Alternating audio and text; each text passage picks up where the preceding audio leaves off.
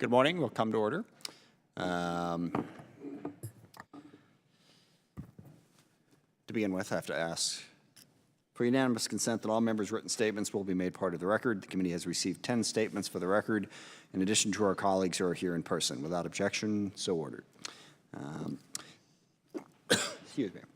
So welcome. It's Members' Day. We're here from other members of the caucus on what their priorities are. Each have 4 minutes, and we will ask questions. I think it's okay. We'll just have them all go and then ask questions at the end. So, and we'll go left to right and start with Mr. Case. Chair Smith, Ranking Member Thornberry, distinguished members of the committee, thank you very much for the opportunity to testify today on this year's National Defense Authorization Act. And I do so representing Hawaii, a proud partner in the Indo-Pacific. And to put this in perspective, if you get on a plane today and fly to Hawaii, that's 5,000 miles. If you get on a plane then and fly from Hawaii to Beijing, that's another 5,000 miles. So that will give you a sense of the not only the distances we're talking about in the Indo-Pacific, but the placement of Hawaii. So in Hawaii, we live and breathe the Pacific, always have and always will. The National Security Strategy and National Defense Strategy affirmed the reemergence of long-term strategic competition with other great powers as a central challenge to our national security. I think most of us can now agree that no country poses as significant a long-term challenge and threat to us as does China. Thus, the NDAA, as our annual blueprint for the Department of Defense and our military, should reflect the strategic interests of the U.S. has in the Indo-Pacific region generally and China specifically. Our goal, as summarized by this administration's free and open Indo-Pacific strategy, with which I generally agree, is to peacefully address China's rise and bring it into the existing regional architecture of free and open navigation, interconnected trade and development, security cooperation, and international institutions. The purpose of a strong military posture in the Indo-Pacific is not to seek conflict or escalate competition with China, but to raise the costs and international consequences of Chinese aggression and reassure allies and partners of our engagement in this critical region. U.S. Indo-Pacific Command, Indo-PACOM, headquartered in Hawaii, is charged with addressing our military challenges in the Indo-Pacific. It is the largest combatant command in terms of area of responsibility and assets, stretching from the west coast of the United States mainland to the west coast of India. But it requires additional resources. Reports of forces in the region being overworked from high demand and struggling with readiness from deferred maintenance are simply unacceptable. This year's NDAA should continue a long-term strategy for Indo-PACOM to reach its goals in deployed forces and readiness, especially in air and naval assets. We need to continue supporting improvements in doctrine, assets, and technology to counter China's aggressive military and soft power buildup. I urge the committee to continue investing in research and development of these technologies to address these risks. Hawaii is of particular importance to our Indo-Pacific strategy. Hawaii offers an indispensable forward position in the Pacific, is home to Indo-PACOM headquarters and commands for every service, and maintains a large military presence. We need increased investment in our military construction needs there, including the Hawaii Infrastructure Readiness Initiative, our shipyard, and training ranges to improve our readiness in the Indo-Pacific. Even with increased investment in improving our military posture in the Indo-Pacific, the U.S. cannot go it alone in the region. Peacefully integrating China into the existing rules-based regional order requires the active cooperation of partner countries. The vast geographic space that needs to be covered in the Indo-Pacific demands reliance on our allies there. We need to reassure our traditional treaty allies, such as Japan, South Korea, Australia, the Philippines, and Thailand, while building relationships with partners and potential partners like India and Vietnam. I also want to ask that this committee pay special attention to the Pacific Island countries such as Vanuatu, the Federated States of Micronesia, and Palau, to name only a few. They are critical to our overall posture in the Pacific and simply need much more attention from both a military and a State Department foreign aid perspective for our overall strategy. In conclusion, I urge this committee to ensure this year's NDAA reflects the strategic importance of Hawaii and the entire Indo-Pacific. We must enhance our military posture there and continue building alliances and partnerships in the region. Thank you for your consideration and hard work in advancing our country's national security. Thank you. Mr. Green. Thank you, Mr. Chairman Smith and Ranking Member Thornberry, members of the committee. Thanks for the opportunity to testify today. Over several years prior to the current administration, the combination of sequestration and other cuts to DOD, coupled with the ongoing fight against terrorism, forced the military to prioritize readiness over some facility maintenance. I'm here to provide an innovative solution that will work to keep both sides of the aisle happy, deliver increased efficiency in the use of defense dollars, and ultimately strengthen our military's capability for success in combat and greater deterrence during peace. Clearly, we need to make numerous repairs to installation facilities, and I'm very glad that this committee has shown the commitment to improvement by increasing defense spending over the past few years. That brings me to my concern with Davis-Bacon laws, hampering DOD spending effectiveness. Davis-Bacon requires a federal construction contract to pay at least the prevailing wage that construction workers in the area are earning on private contracts. Davis-Bacon requires on military construction and maintenance costs causes those contracts to pay an additional 20% higher wages than market rates according to Bacon Hill Study Group. These costs take dollars from other projects and limit the effective use of military construction dollars. In the near future, I will bring forward an amendment to allow a temporary exemption from Davis-Bacon for those military construction projects in states where there is no living wage requirement. In those states which require a living wage, Davis-Bacon would not be waived. We don't have time to spare. The Marine Corps' Camp Lejeune is still broken, as you know. Tyndall Air Force Base is struggling, of course, from Hurricane Michael still. And we need to build more capabilities for new projects as our military evolves to face a changing, expanding, and competitive environment. Soldiers, sailors, airmen, Marines rely on home station facilities to refit for more and to retrain for future fights. We must house, refit, train our troops in a way that makes their competitiveness unquestionable. When I went to combat, Mr. Chairman, 15 years ago, it wasn't a fair fight. No American son or daughter should ever go to combat and it be a fair fight. We need to make every dollar we spend on defense, and specifically these construction projects, as efficient as possible.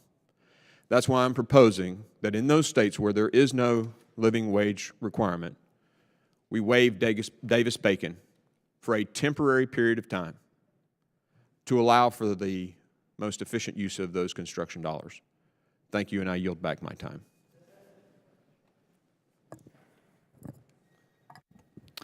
Thank you, Mr. Chairman, Ranking Member Thornberry, and distinguished members of the committee.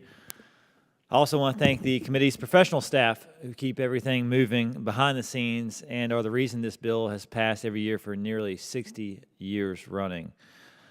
Our district is home to over 10,000 active duty service members who serve aboard Marine Corps Air Station Beaufort, Parris Island, Beaufort Naval Hospital, and Joint Base Charleston. And I'm here today to advocate for these installations, not only because they are critical to our national security, but also because they are an indispensable part of our economy in the Lowcountry. In the Beaufort area alone, it's estimated these installations have an economic impact of over $2 billion annually and support nearly 20,000 jobs.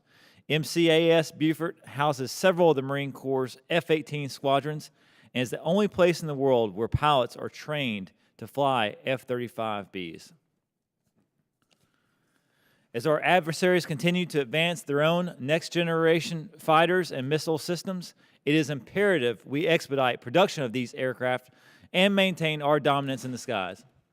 This is why I urge the committee's continued support for the F-35 program in this year's NDAA. On Parris Island, Marine Corps drill instructors work brutal hours every day of the year to transform young men and women into United States Marines. As one of two training depots that make Marines and the only depot that trains women, Parris Island is a pillar of our national security apparatus. This is why it is essential we provide the depot funding they need to modernize the island's firing ranges.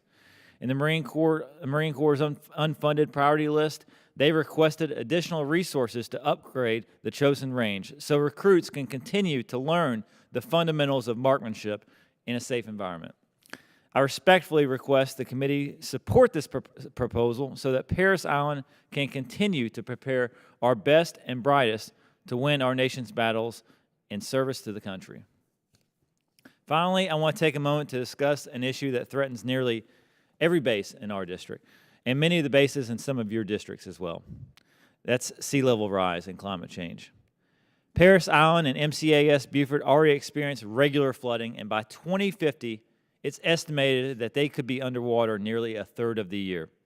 Last year, this committee made important first steps towards addressing this growing threat by authorizing a new defense infrastructure program and expanding the department's authority to improve roads near bases that are impacted by recurrent flooding. I strongly urge the members of this committee to continue to prioritize climate resiliency and that service members in the Lowcountry can continue to do what they do best. As you continue putting together this year's NDAA, I look forward to working with each and every one of you on these issues, and I thank you for your time and consideration.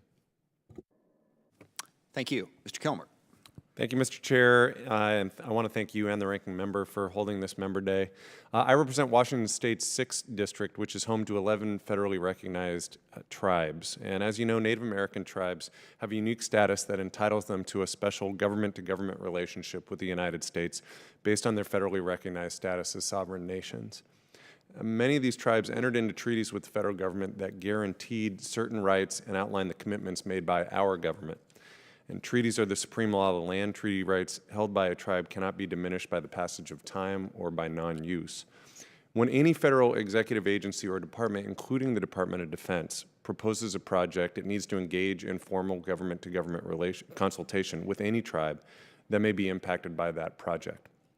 Now, I also represent Naval Base Kitsap, which is located on the Hood Canal, where 5 distinct tribes have treaty-reserved rights to access their usual and accustomed fishing grounds. Naval Base Kitsap has had several important military construction projects in recent years. We have a shipyard that works on nuclear ships and a sub-base that loads nuclear submarines, so dry dock improvements and a new explosive handling wharf are just a few examples of projects that are vital to the Navy's mission, to the security of the work being done, and to our national security. So, having said that, every time a Navy construction project, such as a dock or a pier, involves a water interface, it likely has impact to a treaty right.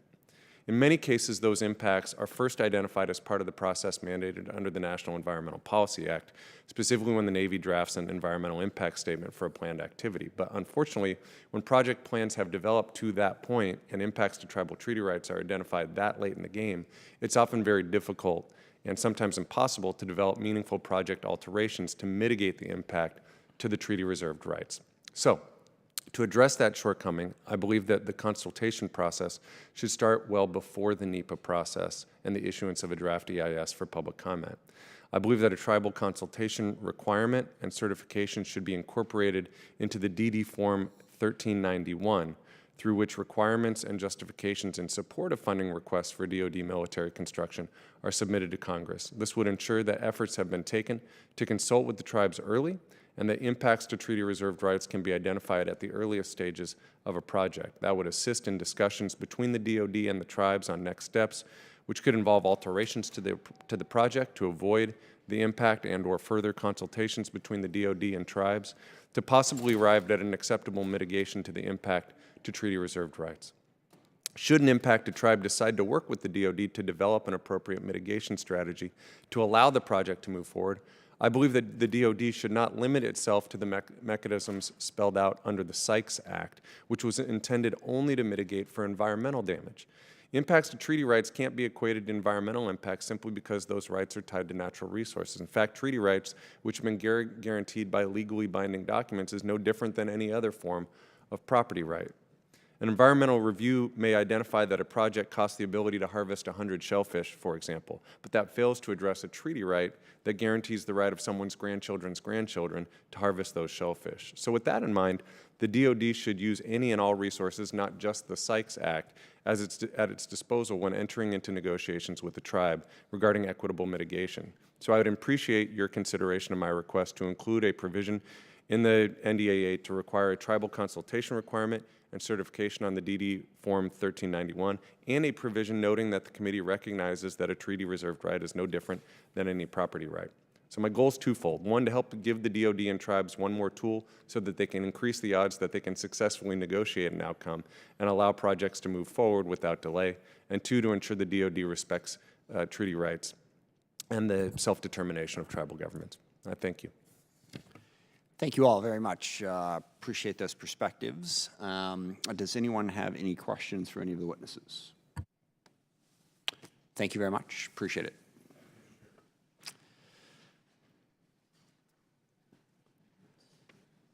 And I think we have Mr. Takano and Mr. Thompson are both here. You guys can come forward. We'll get started. There's two other people on the second panel here, but we'll get started and plug them in when they arrive.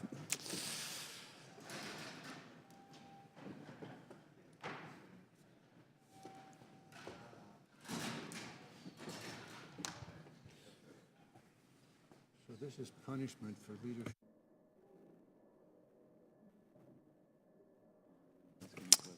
Thank you very much. We'll start with Mr. Takano. Apologize for moving you from the first panel to the second. I know you had another hearing this morning, but appreciate your patience, and you are recognized. It's my pleasure, Mr. Chairman. Thank you, Chairman Smith, Ranking Member Thornberry, and other members of the committee. I thank you for the opportunity to testify today. First, I'm here to advocate for the Work for Warriors program. Work for Warriors was created to address the disproportionately higher unemployment rates among members of the National Guard and military spouses. The underlying model for this program connects with local businesses to identify job openings, seek out qualified and currently unemployed applicants, and help individuals to navigate the resume interview and hiring process. California has one of the largest Work for Warriors programs in the country, along with Nevada, South Carolina, and Washington State. The programs are also being developed in Florida, Tennessee, Colorado, North Carolina, and other states. My proposed language would create a national Work for Warriors pilot program that mirrors these state direct employment programs to provide direct job placement and related employment assistance to members of the National Guard and Reserve, as well as military spouses and veterans. A Work for Warriors provision has been included in the House NDAA every year since 2014, and I hope to continue the longstanding practice of this committee to support our veterans and members of the National Guard and Reserves by including this pilot program in NDAA. As chairman of the Veterans Affairs Committee, one of my top priorities is ensuring that our veterans have the resources they need to succeed. The Work for Warriors program has been extremely successful in my home state of California and has placed more than 5,000 individuals in jobs. In other states, the other states I've mentioned have enjoyed comparable success through this program. The Work for Warriors program, job placement services, provides a sense of stability, purpose, and continuity for those in the program. And we can deliver on this same successful model nationwide by creating a pilot program through the Department of Defense.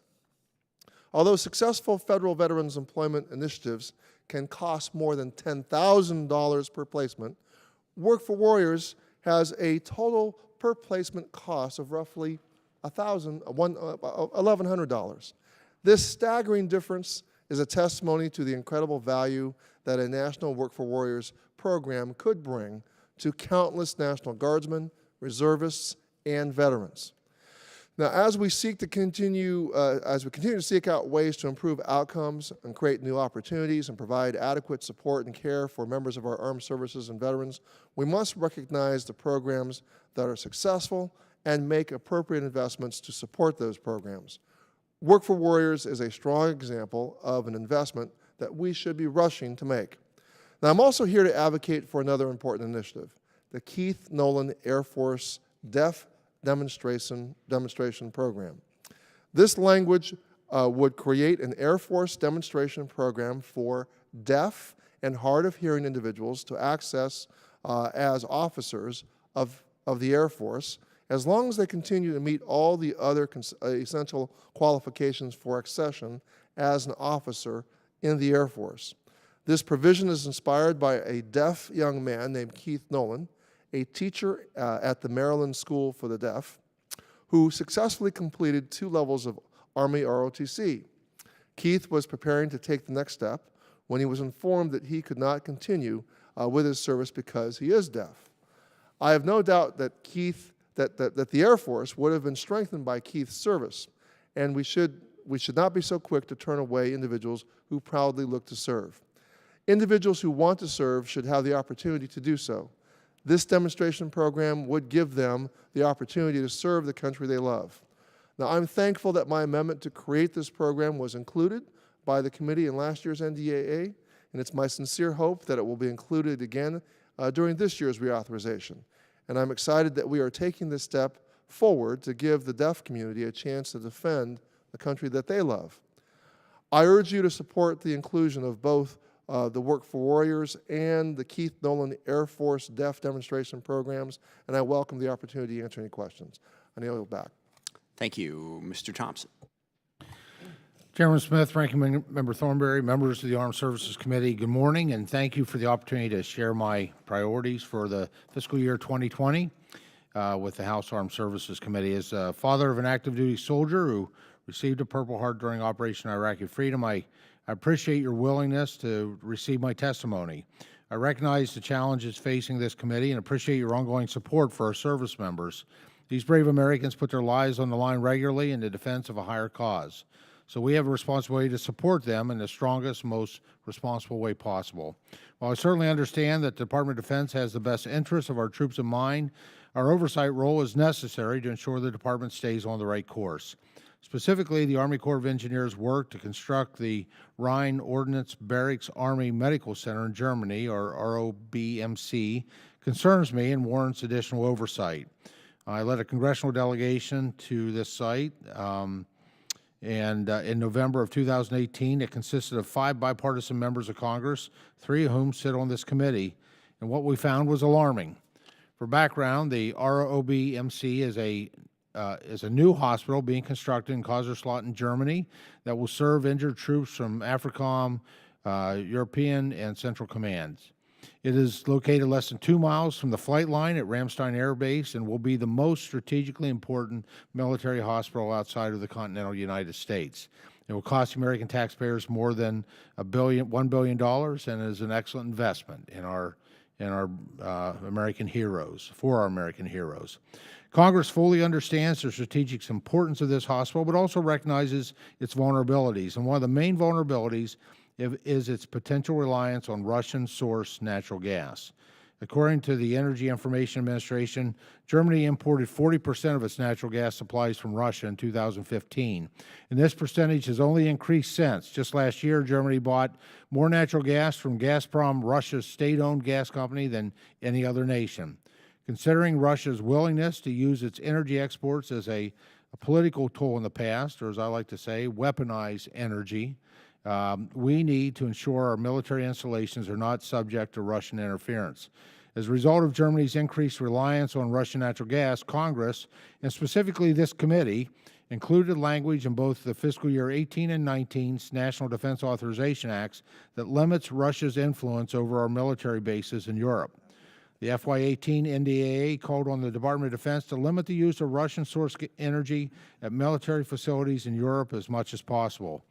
The FY19 NDAA took these concerns a step further and specifically cited the ROBMC and its energy supplies.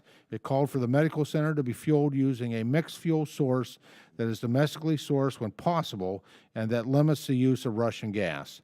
The mixed fuel source is particularly important as it ensures energy security through the diversification of fuel sources. The Army Corps is working in direct violation of these laws. It is planning the construction of an on-site cogeneration plant that will only use natural gas to produce the hospital's electricity and hot water backups. This is contradictory to congressional intent and an illogical, costly path forward. The Army Corps insists on moving forward with this single-source plant despite Congress's previous actions calling for a mixed fuel energy source. It is also an illogical approach to ensuring energy security for the hospital. The Army Corps is planning on using Russian-sourced natural gas as a redundancy for disruption in Europe's natural gas supply. These disruptions, however, are most likely to be caused by Russia's willingness to shut off gas supplies to Western Europe. This is an irrational approach to energy security and poses a major threat to the American troops serving in the three areas of responsibility that the hospital will serve. I respectfully request the committee's consideration, including language in the National Defense Authorization Act that prohibits the authorization of funds for the construction of the ROBMC's on-site cogeneration plant. Let me be clear, not the rest of the hospital. When my son was wounded in Iraq, that was one of the 3 places he got great care and surgery. A lot of respect for that hospital, and the new hospital will be amazing with the short commute from the Air Force Strip. But just would ask that, again, language to prohibit the authorization of funds for the construction of ROBMC's on-site cogeneration plant until the U.S. Army Corps of Engineers can certify that it is in compliance with U.S. statute.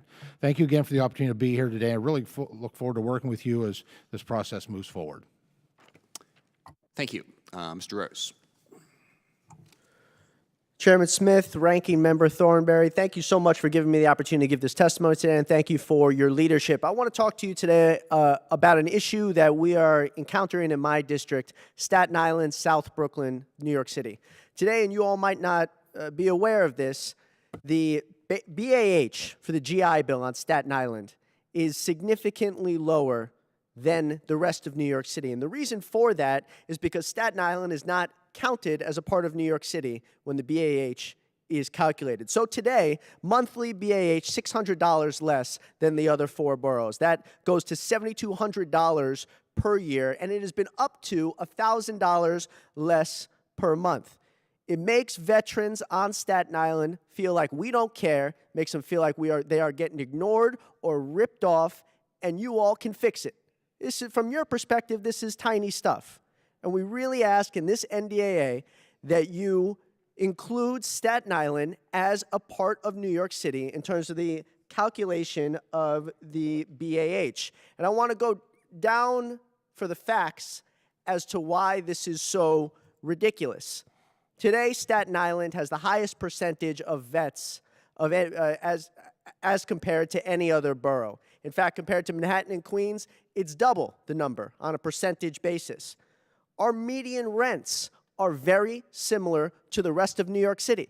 And nonetheless, though, we have a BAH that is $600 less. The median household income is right in the middle for New York City. And to repeat, our BAH is $600 less and calculated as if we're not a part of New York City. By all other government metrics, New York City is counted as a 5-borough element. Every other time the government is thinking about New York City, it's 5 boroughs. But for some reason for the BAH, 4 boroughs plus Staten Island. Again, this makes no sense, and we're just inflicting pain on people. And lastly, and this is the icing on the cake, when the CONUS COLA is determined, we have the highest, Staten Island is the highest one for all 5 boroughs and one of the highest in the nation. If I were to tell you, highest COLA, lowest BAH in the city, you would think that was crazy. You would think that was insane. And you can fix it. People come here asking for the earth, the world, the moon, the stars, everything. I'm not today. I'm just asking for you to be fair as it pertains to Staten Island. But it's not just the veterans. This is our economy as well. Remember, BAH is based off where you go to school, not where you live. So Staten Island is so hospitable, so wonderful to vets. They're moving to Staten Island at times, but going to school in other places. They'll take the free ferry to Manhattan because it could mean upwards of $1,000 extra per month for them. That's a massive hindrance to our local universities, and that hits our economy as well. And we're following the rules. We're just trying to do the right thing, and D.C. right now is not treating us fairly. And so I come before you today, again, very thankful that you give me this opportunity, and again, I ask you to equalize the BAH rates for Staten Island and the other 4 boroughs. Include us in the New York City calculations. It'll be nice, simple, and most of all, it'll be fair. Thank you again. Thank you very much. Mr. San Nicolas. Chairman Smith, Ranking Member Thornberry, Subcommittee Chair Garamendi, and members of this distinguished committee, thank you for the chance to testify on my priorities for Guam and the Asia-Pacific region in development of the Chairman's Mark for the National Defense Authorization Act for fiscal year 2020. As the federal government continues its plan for realignment and building up its military presence in our territory and throughout the region, palpable impacts to Guam's economy must be addressed. Guam recognizes its unique position in the key role it plays in our nation's defense, but the nation in turn must recognize its duty to ensure economic stability and the application of federal laws. Small steps can be taken to address these concerns in the FY 2020 NDAA. First, I ask that the committee expand the language from the FY 2019 NDAA to allow foreign labor through the H-2B visa program for construction projects to include civilian projects. Recently, the approval rates for H-2B applications for civilian projects is close to 0%, while military projects receive very healthy approvals of H-2B labor. This alarming situation has significantly increased the costs for building homes and delayed completion times for public infrastructure projects. Addressing the significant labor shortages will allow for stabilization of the island's economy and bring parity to civilian construction projects outside the fence. Additionally, with Guam receiving the highest per capita rate of tourism in the highly sensitive Asia-Pacific region, civilian projects are critical to soft power force projection, as the tourism experience on Guam is a direct showcase of American exceptionalism to the citizens of allies and potential adversaries. Second, I ask that language be included that would extend by at least an additional year the prohibition of using the former ship repair facility property at Naval Base Guam for any other purpose than depot-level ship repair. This language was included in the FY 2019 NDAA. I am concerned that the Navy continues to send military Sealift Command ships to foreign shipyards in direct contravention of the intent behind 10 U.S.C. 8680, which requires these ships to be repaired in U.S. shipyards except for voyage and emergent repairs. I ask the committee to include language that requires U.S. flag vessels serving the U.S. Armed Forces be repaired and maintained in ports within U.S. jurisdictions. Allowing our military ships to be maintained and serviced in foreign jurisdictions when we have local jurisdictions that can provide the work is counter to and undermines our ability to protect our nation against threats in the Asia-Pacific region. Moreover, I am deeply concerned that the Navy continues to find reasons to reduce ship repair capability on Guam when their own report, conducted by U.S. Pacific Fleet several years ago, clearly showed a long-term cost savings to the Navy for maintaining such capability on Guam. Finally, I request that language be included to require any future DoD telecommunications services and infrastructure installation on Guam be limited to U.S.-owned firms, unless the Secretary of Defense certifies that a foreign firm can meet the resiliency and security requirements necessary to serve a U.S. military installation. From recent experience of Huawei, ZTE, and others, it is apparent that some foreign countries have identified telecommunications infrastructure as a potential infiltration point and are seeking to exploit that through artificially low-cost exploits. Beyond this, Pacific Islands are susceptible to hurricanes and other natural disasters, requiring a high level of resiliency that lowest-cost bids may not achieve. In the Asia-Pacific region, U.S. military facilities enjoy a variety of missions, from missile defense to rapid deployment and response. Foreign governments would be highly interested in the ability to monitor or even affect these missions. We must take steps necessary to protect our national security and interests. The Armed Services Committee has been a friend of and strong advocate for Guam's interests as our island plays a key role in our nation's primary defense against adversaries in Asia. I've appreciated this committee's long-standing efforts in reaffirming Guam's seat at the table and ensuring that Guam's concerns are not brushed aside. I want to thank you for your time and consideration of my testimony. Thank you. I have two questions, actually. Mr. Rose, first of all, and forgive my ignorance here, I don't know if that's our committee's jurisdiction on the GI Bill. Now, we do things outside of our jurisdiction all the time, but it's conceivably, and since we have the chairman of the Veterans Affairs Committee with us, it's conceivably in his jurisdiction. Yeah. We can work together to make that happen and do it in our bill, but I just want to be clear on that. I'm on the VA committee as well. Originally, we thought that was the case, but actually the GI Bill's BAH is based off DoD calculations. Okay, all right. So it is just within our bill. The other challenge there would be whether or not making that change carries with it a mandatory score, which basically we have to find the money for that. So that's unfortunately, I mean, I completely agree with your argument. There's no reason Right. it should be separate. But once it's separate, to fix it, you have to come up with the money to fix it. So we'll have to look at different ways to do that. So if you could make sure and work with the staff on, is it mandatory? If it's not mandatory, it's a hell of a lot easier. So we can work out the Absolutely. details. But no, I completely agree with your assessment on that. Thank you for your consideration, Chairman. Thank you. And Mr. Thompson, just so I'm clear, the current plan at the hospital is to rely on Russian natural gas, and you want us to prohibit them from, you talked about the on-site. Now, the Chairman, we are constructing right now a new medical center that is approximately just 2 miles from the landing strip in Ramstein. It's a great concept.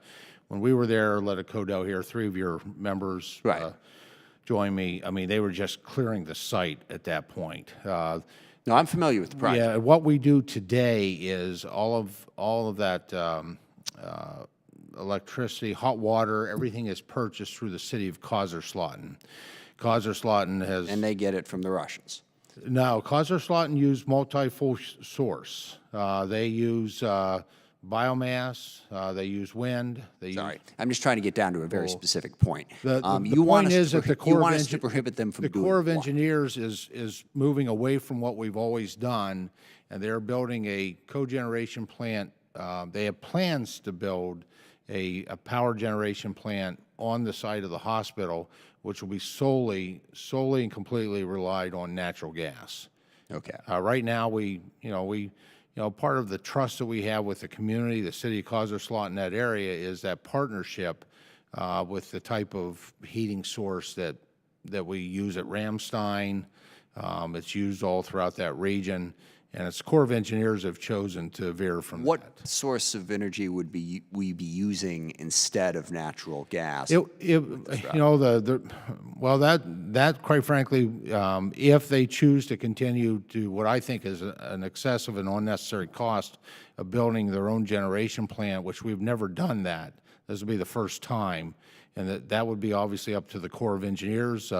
Our statute that this committee has passed and has been incorporated in NDAAs in the past says it just calls for multiple sources so that we're not dependent on Russia for their natural gas, because Russia has been known to weaponize energy. Yeah, I got all that. And so, so there's two alternatives here. One, ultimately, if I had the opportunity to have a preference, would be to continue the relationship we have with the city of Kaiserslautern that uses multiple sources for generating power, electricity, hot water. Right. Understood. I mean, obviously, we'd rather not be reliant upon Russian natural gas. It depends on what we are then going to be reliant on if we don't allow them to go that route. That's correct. That's what I want to get. In the past, 2 national defense authorizations have addressed this issue, but just clearly the Army Corps of Engineers is ignoring Congress in this situation with proceeding with, quite frankly, building a plant at significant cost, and then the cost of operating that plant is going to require additional full-time employees to operate. And a part that I didn't address is it continues to break down that trust that we have within those German communities there. And, and I think you'll find with Ramstein that I'm hard-pressed to think anyone there hasn't been well served by that partnership with the city of Kaiserslautern, where all this is generated today. Absolutely. I've been to the current hospital at Landstuhl many, many times, and it's an outstanding facility. Certainly is. Incredibly important. So, and they do amazing work there. In fact, I was in Iraq and visited a wounded soldier, and then by the time I got to Landstuhl, he was already there, Right. Being treated. So it is an incredibly important It's going part. to be an easier trip now that they're coming down off the top of that hill, and it would just be 2 miles from the point where that transport plane will be landing at Ramstein. Absolutely. Thank you. That's all I have. Anybody else? Mr. Chairman, I just want to thank this panel and our previous panel. Some of the issues we've heard about today I'm familiar with, some not so much, but that's the importance of having members bring their priorities to our attention, and I know that you and I will work together with our staff to look at each of the issues that the members have brought, so I appreciate it. Absolutely, and that is a commitment on both my part and the ranking member's part. We represent the whole caucus, and we understand, certainly in the districts that have been represented here, our national security needs are met by every district in this country, and every member has an interest, and we want to make sure that we address those interests as best we can on the committee. So appreciate you all being here. Any further questions? Hearing none, thank you very much. We are adjourned.